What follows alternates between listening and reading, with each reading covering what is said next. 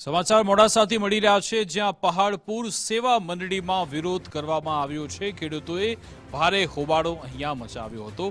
ખેડૂતોના નામે ખોટી રીતે ધિરાણ લઈ ગેરરીતિનો આક્ષેપ છે। મંડળીના સત્તાધીશો સામે ગેરરીતિ આચર્યાનો ગંભીર આક્ષેપ છે।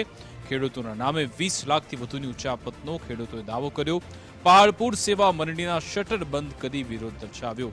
ચાલુ કમિટીની જાણ બહાર ખોટી કમિટી રચી હોવાનો આરોપ છે।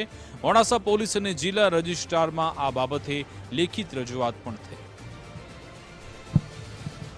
દાખલા તરીકે જેવા કે ઠરાવ બુક, એજન્ડા બુક એમાં દુરુપયોગ કરી મનસ્વી રીતે 21 જણની કમિટી બનાવી દીધી છે, બરાબર છે। અને એ બધું અમને ધ્યાન થતા અમે આ જે નિવેદન છે હું ગામ વતી ગામના સભાસદો વતી હું નિવેદન આપું છું કે અમને બિલકુલ લોકશાહીનું હનન કર્યું છે, સહકારી કાયદાનો દુરુપયોગ કર્યો છે અને આ કમિટી કાયદેસર રીતે દૂર થાય એવી હું આપણા માધ્યમથી જિલ્લા રજિસ્ટ્રાર સાહેબ, કલેક્ટર શ્રી અને એસપી સાહેબને હું નિવેદન આપું છું કે ભાઈ આ જે ખોટું કામ કરે છે એ કાયદેસર દૂર થાય અને આ ખોટા કામ કરતાઓને કાયદેસરની સજા થાય।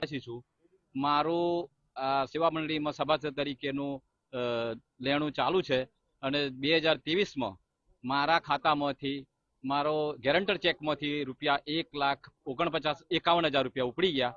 બીજા નંબરમાં 2024માં 1,74,000 રૂપિયા 12.5% વ્યાજવાળા ઉપડી ગયા। ત્યારે મેં સેક્રેટરીશ્રીનો ફોન પર માહિતી લીધી કે ભરતભાઈ પટેલ ચેરમેન શ્રી ઉપાડી ગયા છે અને એ પછી ફોરેન જતા રહ્યા। પછી મારા મોટા ભાઈના 2 લાખ ઉપડી ગયા હતા 2024માં તખતસિંહ વિઠ્ઠલભાઈ મકવાણાના। પછી એ બાબતમાં અમે સતત રજૂઆત કરતો, એમના ઘરે જઈને રજૂઆત કરી, સમાધાનની વાત કરી। પછી આ બાબતમાં કોઈ સમાધાન ન થતો એમને મને ખાલી મૂડી આલવાની વાત કરી, વ્યાજની આલવાની વાત કરી નહીં। આ અગાઉ પણ 2022માં 80 લાખનું ખાતર બારોબાર લોકોને પધરાવી દીધેલું અને જ્યારે મેં અરજી કરી ખેતી નિયામકશ્રીને ત્યારે તપાસ કરી અને એમને આવીને ટોટલી સ્ટોક પત્રક ને મશીન બધું લઈ ગયા। ત્યારે બહાર પડ્યું અને સાબરકાંઠા બેંકના ઓડિટર પણ અહીં હાજર હતા। ઓડિટ ચાલતું હતું મહિનાથી। તો એ વખતે એમને કીધું કે હું વસૂલાત કરું છું, 2 મહિનામાં પૈસા ભરાઈ દઉં છું। અને એ વખતે જૂના ભાવનું ખાતર અને નવો ભાવ એ તફાવત પડતો હોય તો પણ નવા ભાવનો જૂના ભાવનું ખાતર હતું એનું બિલ બનાવી દીધું નવા ભાવમાં।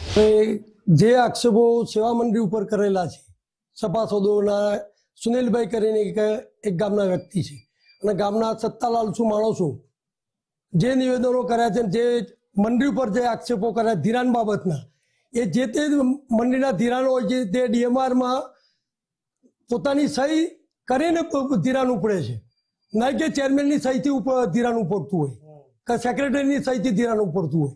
ડીએમઆર સિસ્ટમ એવી છે સેવા મંડળીમાં કે જે એ સહી કરત ચેક ઉપર કોમ્પ્યુટરમાં એ મેચ થાય પછી જ ધિરાણ ઉપડતું હોય છે।